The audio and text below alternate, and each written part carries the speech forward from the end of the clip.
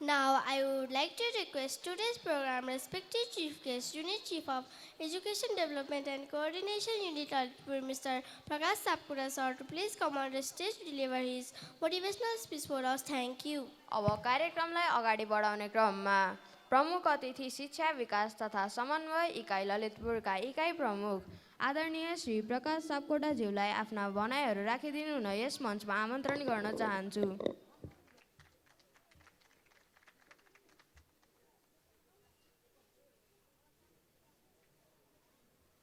धन्यवाद। साना विद्यार्थी भाइ बहिनीहरू, कार्यक्रम सञ्चालक,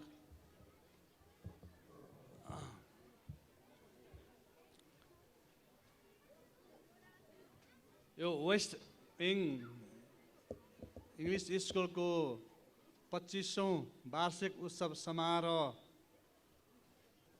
एवं वार्षिक अभिभावक दिवसका आदरणीय सभापतिज्यू, अध्यक्षज्यू,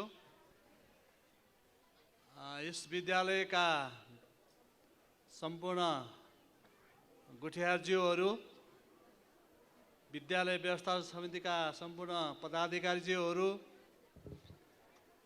यस विद्यालयका प्रिन्सिपल लगायत सम्पूर्ण उपस्थित विद्यालय शिक्षक तथा कर्मचारी एवं विद्यालय परिवार, अनि यस आजको यो गरिमामय उपस्थितिको सम्पूर्ण आदरणीय अभिभावकज्यूहरू, आजको यो कार्यक्रमको महत्त्वपूर्ण स्रोत, महत्त्वपूर्ण बिन्दु र यहाँहरू हुनुहुन्छ।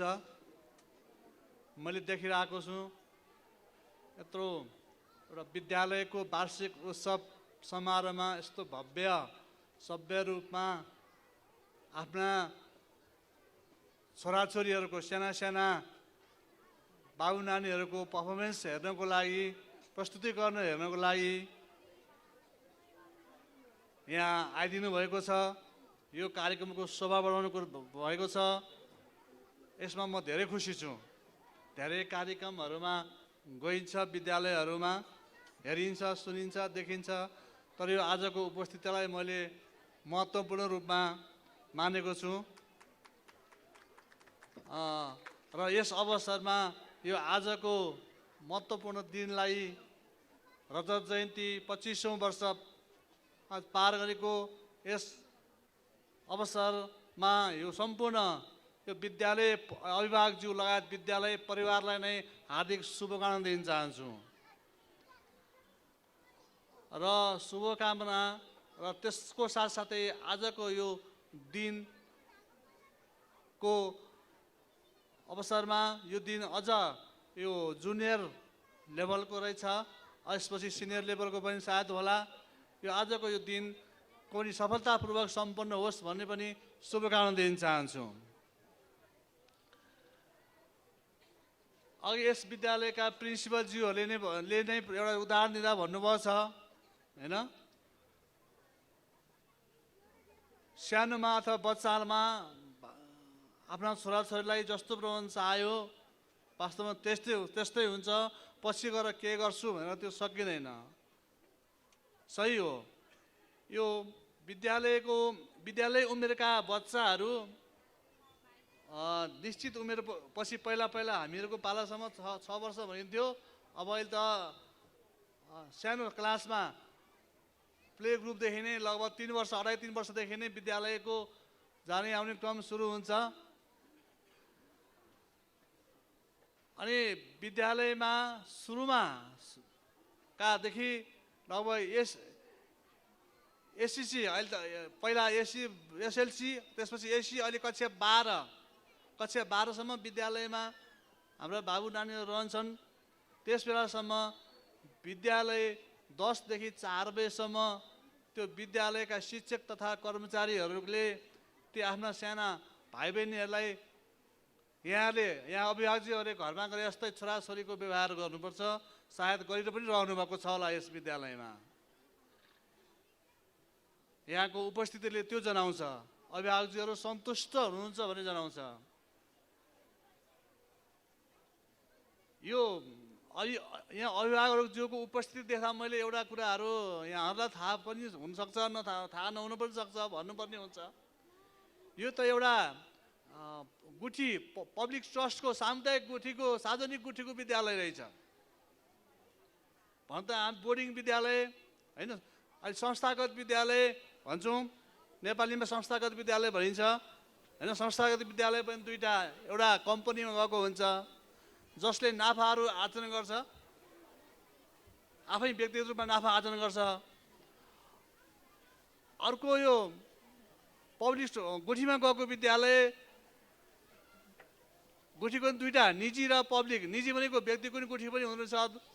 यो त पब्लिक विद्यालय, यो त यहीँ एउटा समाज सेवा जस्तो चाहिँ यहीँ चाहिँ काम गर्ने, यही स्कुललाई नै समाज गर्ने। यहाँबाट कुनै नाफाहरू यहाँ प्रिन्सिपल फाउन्डर कसैले अथवा यो समिति कसैले यहाँको नाफाहरू युज गर्न पाउँदैन होला। एउटा समितिले तोकिदिएको पारिश्रमिक हुन्छ, त्यो लिने बाहेकहरू नाफा लिन पाउँदैन भनेपछि यही स्कुललाई नै, यही संस्थालाई नै बनाउने काम उहाँहरूको हुन्छ। शिक्षा भनेको यो सामाजिक सेवा हो, यो समाज सेवाभित्रै पर्छ, सामाजिक समूहभित्रै राखिन्छ यसलाई पनि। त्यस कारण यसमा अभिभावकज्यूहरूको पनि चासो रहनुपर्छ। त्यस कारणले मैले यो भन्न खोज्दैछु, अभिभावकहरूले किन चासो रहनुपर्छ। जसरी विद्यालयमा हामी पठाउँछौँ, विद्यालयमा पठाएर 10 बजेदेखि 4 बजेसम्म त विद्यालयमा रहन्छ। अधिकांश समय घरमा रहने हुनाले विद्यालयमा शिक्षकहरूबाट दिएका कुराहरू घरमा उसले लागू गरेको हुन्छ कि हुँदैन हैन। घरमा लागू गरेको हुन्छ कि हुँदैन भन्नुको अर्थ एउटा होमवर्क हुन्छ, उसको घरमा उसले गर्ने, बच्चाले गर्ने व्यवहारमा पनि चेन्ज आउनुपर्छ, परिवर्तन आउनुपर्छ। अहिले गाह्रो छ, हेर्नुहोस्, साना मान्छेलाई होइन, ठुला मान्छेलाई पनि गाह्रो छ, हामीलाई पनि गाह्रो छ। यो सोसल मिडियाले गर्दाखेरि, यो मोबाइलहरूले गर्दाखेरि होइन। तपाईँहरू पनि देख्नु होला, यहाँहरू पनि देख्नु होला, हामीले पनि देखिरहेको छौँ। कति समयसम्म मोबाइलमा चाहिँ स्क्रिनमा आँखा लगाउनु हुन्छ, त्यसभन्दा बढी हो भने चाहिँ बच्चाहरूलाई प्रभाव पर्छ होइन। त्यो कुराहरू घरमा अभिभावकज्यूहरूले हेरिदिनु पर्यो। बच्चालाई धेरै समयसम्म स्क्रिनमा राख्नु हुँदैन। अनि अभिभावकहरूले के याद गर्नु पर्यो भने यहाँ चाहिँ हामी बच्चाहरू कति डिसिप्लिनमा देख्छौँ, शान्त, शिक्षकले भनेको बारे बच्चाले जे भने त्यही गर्छ भनेर। घरमा के स्कुलमा सिकेको कुराहरू त्यही बानी बेहोरा घरमा पनि हुनु पर्यो नि, आफ्ना बाबाआमाहरूसँग हुनु पर्यो, दाजु दिदीहरूसँग पनि हुनु पर्यो। मान्नेलाई मान्ने पर्यो, माया गर्नेलाई माया गर्नु पर्यो। बच्चाहरूको संस्कार पनि परिवर्तन आउनु पर्यो, अनुशासित हुनु पर्यो। त्यो कुराहरू चाहिँ यहाँले घरमा हेर्दैन। र समय समयमा विद्यालयले अभिभावक बैठक राख्छ होला, त्यो बेलामा आएर आफ्ना बच्चाहरूको चाहिँ कमी कमजोरीहरू के छन्, बच्चाको सुधार भएको छ कि छैन, यस विद्यालयमा राखिसकेपछि उसको पहिलाको भन्दा अलिक राम्रो शिक्षामा अलिक राम्रो प्रगति गरेको छैन, त्यो कुराहरू चाहिँ सम्बन्धित विषय शिक्षकलाई भेटेर तपाईँहरूले राय सुझाव पनि दिनु सक्नुहुन्छ, त्यो पनि गर्नु। त्यस कारण यो शिक्षामा शिक्षक विद्यार्थी र अभिभावक तीनवटैको त्रिगुणात्मक सम्बन्ध रहन्छ। तिनै पक्षको सम्बन्ध राम्रो भएन भने शिक्षा क्षेत्र राम्रो हुँदैन र सबै हाम्रा बालबालिकाहरू पनि राम्रो हुँदैन। यसबाट तपाईँ हामी सबैले ध्यान दिनु पर्ने छ जस्तो मलाई लाग्छ। अब विद्यार्थीहरू पनि स्कुल आइसकेपछि 10 बजेदेखि 4 बजेसम्म विद्यालयको आचार संहिताभित्र रहनुपर्छ। शिक्षकहरूले भनेको मान्नुपर्छ। पक्कै पनि शिक्षकहरूले बालबालिकाले आफ्नो बच्चालाई नराम्रो कुरा सिकाउनुहुन्न, नराम्रो कुरा भन्नुहुन्न, मान्नुपर्छ। शिक्षकहरूले पनि ती साना साना भाइ बहिनीहरूको आफ्ना बालबालिकाहरूको इच्छा आकांक्षा रुचि बुझ्नुपर्छ। बुझेर त्यसपछि मात्र शिक्षण सिकाइ क्रियाकलाप सञ्चालन गर्नुपर्छ। क्लासभित्र कहिलेकाहीँ बच्चाहरूको मन हो, उनीहरूको इच्छा छैन भने जसले जति गरे पनि पर्दैन। त्यसकारण कहिलेकाहीँ त्यस्तो अवस्थामा उसको कुरा बुझ्नुपर्छ। उसको साइकल मनोविज्ञान बुझेर उसलाई साँच्चीकै भिर परेको छ कि केही शरीरमा को अवस्थामा केही चेन्ज परिवर्तन भएको छ कि त्यो कुराहरू पनि गर्नुपर्छ। यो सायद यहाँहरूले गरेर पनि आएको होला। र हाम्रो जसरी आज हामीले वार्षिक दिवस मनाइरहेका छौँ, त्यसै गरी समय समयमा हामी भन्छौँ प्रत्येक शुक्रबारलाई सकेसम्म बुक फ्री डे, किताब प्रयोग नगर्ने, इसिएका एक्स्ट्रा करिकुलरका एक्टिभिटीहरू,